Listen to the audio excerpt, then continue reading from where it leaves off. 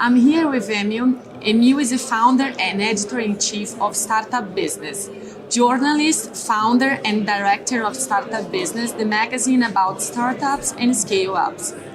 You have been writing for Il Solo 24 Ore for a few years, and then you launched the Startupbusiness. Could you please explain how that happened? Well, it just happened because Startupbusiness was born in 2008 when the startup ecosystem was moving its first steps. So there was a need to start to tell to the rest of the world about the importance of the new generation of innovative companies.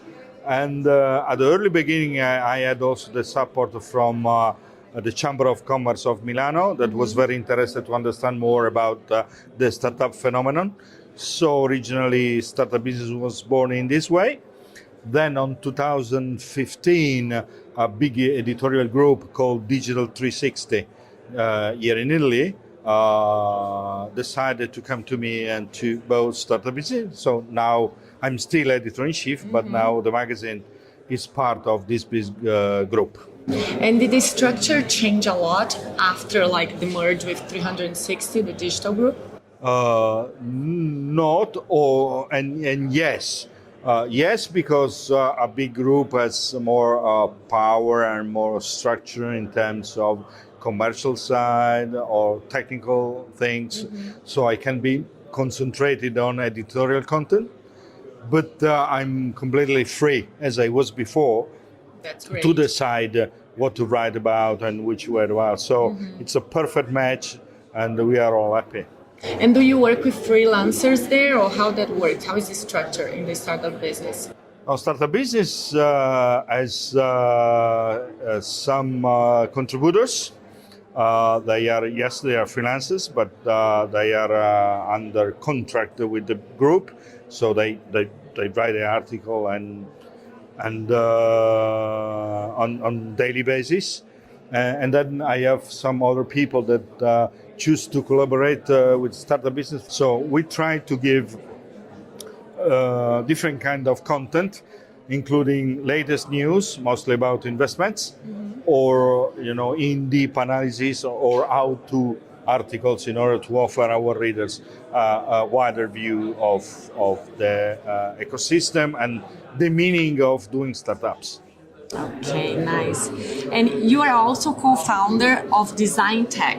Yep. That is an innovative hub dedicated to design that was born within the new innovation district in Milan in 2020, right? Could you please explain a little bit about this business? Well, this business, this is a benefit corp, and our business, the basic idea was, Milano is worldwide known as design capital, and we started to think, okay, we have the design, but we can match the design with the tech and innovation. So we started to launch this project that has different activities. We have a space within the emerging Milan Innovation District that seats where the Expo on 2015 was. And we launch industrial calls in order to find out scale-ups and startups that are innovating in fields like furniture or construction or fashion, and help them to meet with big industries in those fields, for example. And how many people work in this company? In this company, at the moment, we are 5, but we are growing quite fast. We are even looking for new investors because the opportunities are there. We are also developing a lab where any company can come and develop their prototypes. So you have large 3D printers or robotic arms and those kind of things, that it's open to anyone that needs to accelerate the development of their prototypes and MVPs. And most of these people coming to you nowadays, are they from different parts of Italy or mostly from Milan? No, different parts of Italy. Of course, Milan is like an hub, so all the main investors are here, the stock exchange is here, main medias are in Milano. So, but we tend to have European-wide view and sometimes even worldwide view. For example, I organized the Italian Innovation Days, helping Italian-based innovative companies to meet with potential industrial and financial partners in India, Japan, Singapore.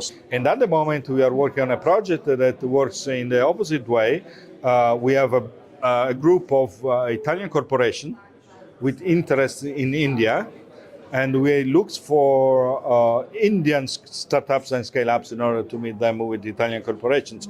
So the model works very well because it's very focused on creating business opportunities. That's great. And what do you like about being an entrepreneur? I always say, even when I talk with the startups, the main goal is to try to develop something that makes the world a better place. Okay, then while you are doing something that it's able to change the things in a better way, you also make some money. It's good. So it's a challenge. It's something that it's very hard. It requires a lot of sacrifice, but it's a great challenge, and I love it personally. And the main drive is to change things for the better, and then you make also money if you are successful. And you work with a lot of entrepreneurs, and in general nowadays, when you see what's the big challenge that the new entrepreneurs are having, if you can see if you can remember one.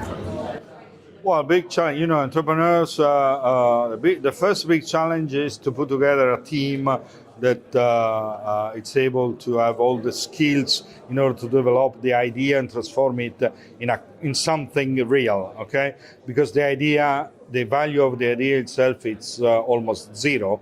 The idea becomes valuable when you build up something or other, and you need skills.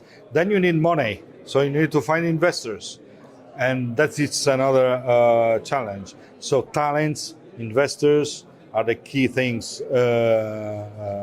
for an entrepreneur today, but since when the startup phenomenon was born.